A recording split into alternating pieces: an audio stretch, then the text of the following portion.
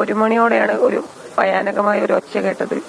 അത് കേട്ടിട്ട് ഞങ്ങൾ എഴുന്നേറ്റു. എല്ലാവരും വീട്ടുകാരെ കുട്ടികളെയും അമ്മനെ അച്ഛനെയൊക്കെ വിളിച്ച് എന്തോ ഒരു ശബ്ദം കേൾക്കുന്നുണ്ട്. ഞങ്ങൾക്ക് ഉറപ്പാണ് അവിടെ പൊട്ടിയ ഒച്ചയാണെന്ന് ഉറപ്പായപ്പോൾ ഞാൻ അപ്പം തന്നെ പോലീസിനെ വിളിച്ചിട്ടുണ്ട്. പിന്നെ എന്താ ഇത് എല്ലാ മേഖലയിലും ബന്ധപ്പെട്ട എല്ലാവരെയും ഞാൻ അവിടെ നിന്ന് വിളിച്ച് പറഞ്ഞിട്ടുണ്ട്. എന്തോ ഇവിടെ സംഭവിച്ചിട്ടുണ്ട് എന്ന് പറഞ്ഞു. പിന്നെ താഴെയുള്ള വീട്ടുകാരെയും മേലുള്ള വീട്ടുകാരെയും ഒക്കെ ഞാൻ വിളിക്കാൻ ഫോണിൽ ബന്ധപ്പെടാൻ ശ്രമിച്ചിട്ടുണ്ടായിരുന്നു. പക്ഷെ റിങ് ചെയ്യുന്നുണ്ട്, പക്ഷെ അവർ ഫോൺ എടുക്കുന്നില്ല. ആ 1ാമത്തെ പൊട്ടലിന്റെ സമയത്ത് ഒരുപാട് ആൾക്കാർ കരഞ്ഞു വിളിക്കുന്നത് ഞാൻ കേട്ടിട്ടുണ്ട്. കരഞ്ഞു വിളിക്കുന്നത് കേട്ടിട്ട് പിന്നെ 2ാമത്തെ പൊട്ട് കേട്ടപ്പോൾ ആ ആൾക്കാരുടെ ശബ്ദം ഒന്നുമില്ല. അപ്പൊ ഞാൻ നിൽക്കുന്ന സ്ഥലം ഭൂമി കുലുങ്ങാൻ തുടങ്ങിയപ്പോൾ മക്കളോടും അച്ഛനും അമ്മയും എല്ലാം കൂട്ടിയിട്ട് മക്കൾ ആദ്യം ഓടി, വീട്ടിൽ നിന്ന് ഇറങ്ങി ഓടി. പിന്നെ അമ്മ അതിന്റെ പുറകെ ഓടി. അച്ഛനക്ക് കുറച്ച് നടക്കാൻ പറ്റാത്ത ആളാ. അച്ഛനെ വലിച്ചുകൊണ്ട് ഞാനും ഓടി. മഴയാണ്, കൂരിട്ടു. അങ്ങനെ ഞങ്ങൾ അവിടെ നിന്ന് ഓടി. അവിടെ ഒരു അങ്കലവാടി ഉണ്ട്. അങ്കലവാടിന്റെ അവിടെ എത്തുമ്പോൾ താഴ്ന്ന് കുറച്ച് ആൾക്കാർ ഓടി വന്ന് ഞങ്ങൾ എല്ലാവരും കൂടിയിട്ട് അവിടെ അമ്പലത്തിന്റെ പോകുന്ന ഒരു റോഡുണ്ട്.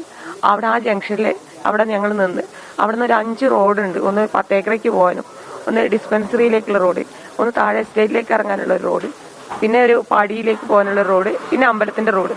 അതൊക്കെ താന്നിട്ടും ഈ 10 ഏക്കറയും അമ്പലത്തിന്റെ റോഡ് മാത്രമേ ഉള്ളൂ കുറച്ച് മുകളിലോട്ടുള്ള ഒരു ഇതുള്ളത്. താഴ്ന്ന് പൊട്ടി വരുമ്പോൾ ഞങ്ങൾ എല്ലാവരും ഉറപ്പിച്ച് നമ്മൾ പോവുകയാണെങ്കിൽ എല്ലാവർക്കും ഒപ്പം പോകാം എന്നുള്ള രീതിയിൽ ഇനി അടുത്ത പൊട്ടൽ വരികയാണെങ്കിൽ നമുക്ക് ഒരു സ്ഥലത്തിലോട്ട് മാത്രം എല്ലാവരും ഓടാന്നുള്ള ഒരു തീരുമാനം എടുത്ത എല്ലാവരും. എന്നിട്ട് എല്ലാവരും 3ാമത്തെ പൊട്ടൽ പൊട്ടിയപ്പോൾ അമ്പലത്തിന്റെ വാഗമരത്തിന്റെ ചുവട്ടിലേക്ക് ഓടിക്കയറുക ചെയ്തത്. അത് കഴിഞ്ഞിട്ട് പിന്നെ ആ നിപ്പ് അങ്ങനെ നിൽക്കുകയാണ്. മഴ നനഞ്ഞ് അങ്ങനെ നിന്നു. എന്താണ് സംഭവിക്കാൻ പോണെന്ന് ഞങ്ങൾക്ക് അറിയില്ല.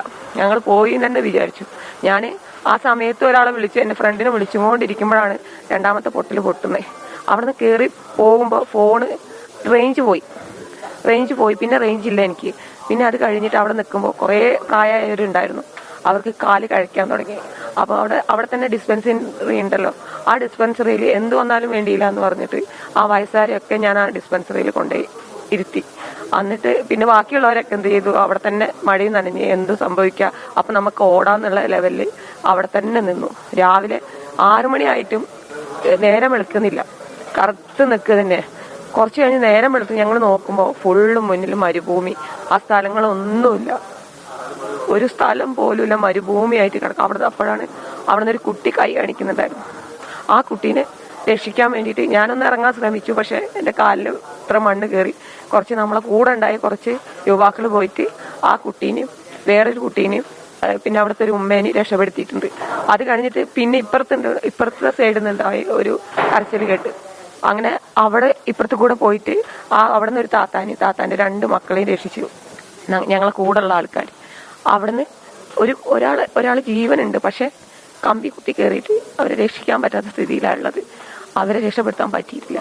അപ്പൊ നമ്മളെ കൂടെ ഒരു ഡിസ്പെൻസറിയിലത്തെ സിസ്റ്റർ ഉണ്ടായിരുന്നു. ഞാൻ വേഗം പോയി സിസ്റ്ററെയൊക്കെ വിളിച്ചിട്ട് വന്ന് അത്യാവശ്യം മരുന്ന് വെക്കാൻ പറ്റൂല, ഫുൾ മണ്ണ് മൂടി കിടക്കുക. എവിടെയൊക്കെ കുഴിയായിട്ടുണ്ട്, റാബിയ എന്ന് പറയാം. അവർക്ക് ഇത്തിരി മരുന്നൊക്കെ വെച്ച് അവിടെ ഒരു വീട് പോയിട്ടുണ്ടായിരുന്നില്ല. ആ വീട്ടിൽ നിന്ന് വെള്ളമേത്ത് കൂടെ ഒഴിച്ച് അവിടെ നിന്നൊരു ഡ്രസ്സൊക്കെ അവർ മാറ്റി കൊടുത്തു. എന്നിട്ട് പിന്നെ ഞങ്ങൾ അവിടെ ഒരു മദ്രസേന്റെ പകുതി വരെ എത്തിയിട്ടുണ്ട്. പക്ഷെ ഞങ്ങൾക്ക് റോട്ടിൽ ബസ് സ്റ്റോപ്പിൽ നിന്ന് മതിയായിട്ട് ഇനി പോയാലും പോട്ടെ, ഇനി അടുത്ത പോട്ടേ നമുക്ക് എല്ലാവർക്കും പോകാന്നുള്ള സ്ഥിതിയിൽ നമ്മൾ എന്ത് ചെയ്തു, ഈ മദ്രസയിൽ കയറിയിരുന്നു. മദ്രസയിൽ കയറി ഇരുന്നിട്ട് ഈ സുഖമായ ആൾക്കാരൊക്കെ നമ്മളെ റിസോർട്ടുണ്ട്, മേലെ റിസോർട്ടിലേക്ക് അവിടെ കാറുണ്ട്, അവിടുന്ന് അവിടം വരെ പോകാനുള്ളൊരു സൗകര്യമുണ്ട്. കാറിൽ അവിടെ കൊണ്ടേയാക്കി. ഈ റിസോർട്ടിന്റെ പകുതി ഭാഗം പോയിട്ടുണ്ട്, ഈ പകുതി അങ്ങോട്ട് പോയിട്ടുണ്ട്. എന്നിട്ടും ഞങ്ങൾ അവിടെ സേഫായിട്ട് ഇരിക്കട്ടെ എന്ന് പറഞ്ഞിട്ട് കുറച്ച് പൊക്കത്താണെങ്കിൽ രക്ഷപ്പെടും എന്ന് വിചാരിച്ചിട്ടാണ് ഇതൊക്കെ ചെയ്യുന്നത്. അവിടെ അവരെ നിർത്തി.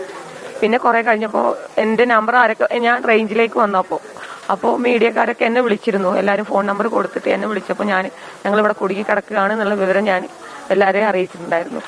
അത് കഴിഞ്ഞപ്പോൾ എൻ്റെ മോള് പഠിക്കുന്നത് കോട്ടയത്താണ്, ലേബർ ഇന്ത്യ സ്കൂളിലാണ് പഠിക്കുന്നത്. അപ്പം ഞാൻ പ്രിൻസിപ്പളെ വിളിച്ച് ഞാൻ പറഞ്ഞു, ഞങ്ങൾ സേഫ് അല്ല, എൻ്റെ മോളെ നല്ലപോലെ നോക്കണേ എന്ന് ഞാൻ പറഞ്ഞ് എൻ്റെ ഫോൺ സ്വിച്ച് ഓഫ് ആവുകയും ചെയ്തു. പിന്നെ കുറെ കഴിഞ്ഞപ്പോൾ കുറച്ച് രക്ഷാപ്രവർത്തകർ കയറി വന്ന് 2 ബോഡി അവരെടുത്തു. എന്നിട്ട് മദ്രസയിൽ കൊണ്ടുവന്ന് വെച്ചു. അതേ സമയത്ത് തന്നെ നമ്മളെ അവിടുത്തെ എസ്റ്റേറ്റ് മാനേജർ ടീമും അവരും വന്നു. അവർ വന്നിട്ട് പറഞ്ഞു, നമുക്ക് ഇവിടെ നിന്ന് പോകാം, അവിടുന്ന് റോപ്പ് വഴി എങ്ങനെയെങ്കിലും നമുക്ക് ചൂരമലേന്റെ അപ്പുറത്ത് എത്താമെന്ന് പറഞ്ഞു. അപ്പൊ ആർക്കും കുറച്ച് എല്ലാവരും അവിടെ നിന്നു. പിന്നെ നമ്മളെ രക്ഷ ടീം ഉണ്ടല്ലോ, അവര് വന്നപ്പോ എല്ലാരെയും അവിടുന്ന് 10 ഏക്കറിലുള്ള ആൾക്കാരും ഞങ്ങളും എല്ലാവരും മദ്രസയിൽ നിന്നിട്ട് അവിടുന്ന് എല്ലാവരും കൂടി നടന്നിട്ട് വേറൊരു കുറുക്ക് വഴി വെട്ടിയിട്ട് അതിൽ കൂടെ റോപ്പ് വഴി എല്ലാവരെയും താഴെ ഇറക്കി. പ്രായമായവരെയൊക്കെ അവർ എടുത്തിട്ടാണ് അവർ കൊണ്ടുപോയത്. നല്ല സഹായം അവർ ചെയ്തിട്ടുണ്ട്. അവിടുന്ന് ഇറങ്ങി പോകുമ്പോഴാണ് എൻ്റെ ചേട്ടായിൻ്റെ മോന് വഴിയിൽ നിന്ന് കരയുന്നുണ്ടായി. നോക്കുമ്പോൾ ചേട്ടായിൻ്റെ ഭാര്യയും മോളും നഷ്ടപ്പെട്ടിട്ട് അതിൻ്റെ ഏട്ടനായ വേറെ ചേട്ടായി ഉണ്ട്. ആ ചേട്ടായി കൈ ഉപയോഗിച്ചിട്ട് മാന്തുകയാണ്. ബോഡി ഒരു അലമാറന്റെ ഒരു ഭാഗം കണ്ടിട്ടുണ്ടായിരുന്നു, അവിടെ കൈ ഉപയോഗിച്ച് മാന്തി ബോഡി കണ്ടു. ബോഡി കണ്ടപ്പോൾ ഈ നമ്മൾ രക്ഷിക്കാൻ വന്ന ടീം ആ സഹായത്തോടെ അത് കിട്ടിയിട്ടേ അവർ വരുള്ളൂ എന്നുള്ള കണ്ടീഷനിൽ അവരവിടെ നിന്നു. ഞങ്ങളോട് അവിടെ നിൽക്കാൻ സമ്മതിച്ചില്ല.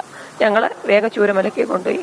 പിന്നെ ചൂരമലയിൽ നടന്നതൊക്കെ നിങ്ങൾ കണ്ടിട്ടുണ്ടല്ലോ, മുണ്ടക്കായി നടക്കുന്നതല്ലേ കാണാത്ത.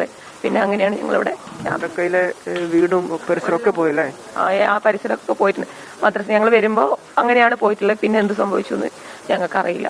ചൂരൽമല സ്കൂളിലാണോ ജോലി ചെയ്യുന്നത്? ഡാൻസ് ടീച്ചറാണ്. ഡാൻസ് ടീച്ചറാണ്. അതെ.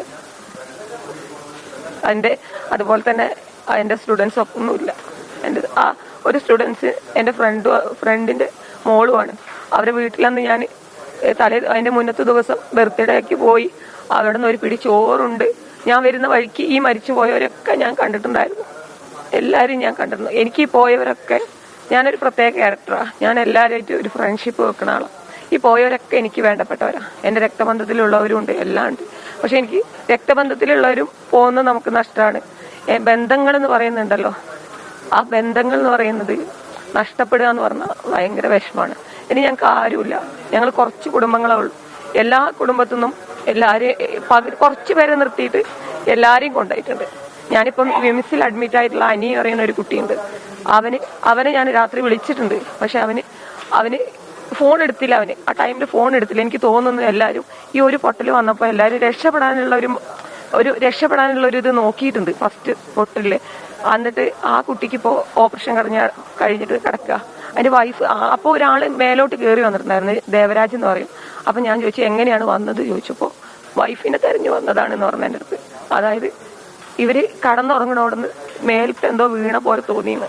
മേത്ത് വന്ന് വീണ് നോക്കുമ്പോ മണ്ണ് വന്ന് മരം എന്തോ വന്ന് കിടക്കുക. അപ്പൊ ഒരു കൈ വന്നിട്ട് ഇവിടെ ഇങ്ങനെ തട്ടുന്നുണ്ട്. പിന്നെ കുറച്ച് കഴിഞ്ഞപ്പോ വിട്ടങ്ങോട്ട് പോയപ്പോ അയാൾക്ക് മനസ്സിലായി എന്തോ സംഭവിച്ചിട്ടുണ്ടെന്ന് പറഞ്ഞിട്ട് ഈ മുണ്ട് ഊരിയിട്ട് ആ കൈക്ക് ഇട്ട് കൊടുത്തിട്ട് വലിച്ച്, അത് മരുമകളായിരുന്നു. അവരുടെ വീട്ടിലത്തെ അവരെ ഭാര്യയും പോയി, പേരക്കുട്ടിയും പോയി. ഈ മോന് രക്ഷപ്പെട്ടു. മോന് തീരെ വയ്യാത്ത അവസ്ഥയിലാണ്. അങ്ങനെ അവരനുഭവം ഞങ്ങൾ അറിഞ്ഞു. അതൊക്കെയാണ് ഞങ്ങൾ അവിടെ നിന്ന് ഇങ്ങോട്ട് വരുമ്പോൾ ഉണ്ടായ സംഭവങ്ങൾ. പിന്നെ ബാക്കിയെല്ലാം മീഡിയയിൽ കൂടെ വന്നിട്ടുണ്ട്. ഞാൻ ഇന്നലെയാണ് ഫോണൊക്കെ നോക്കുന്നത്.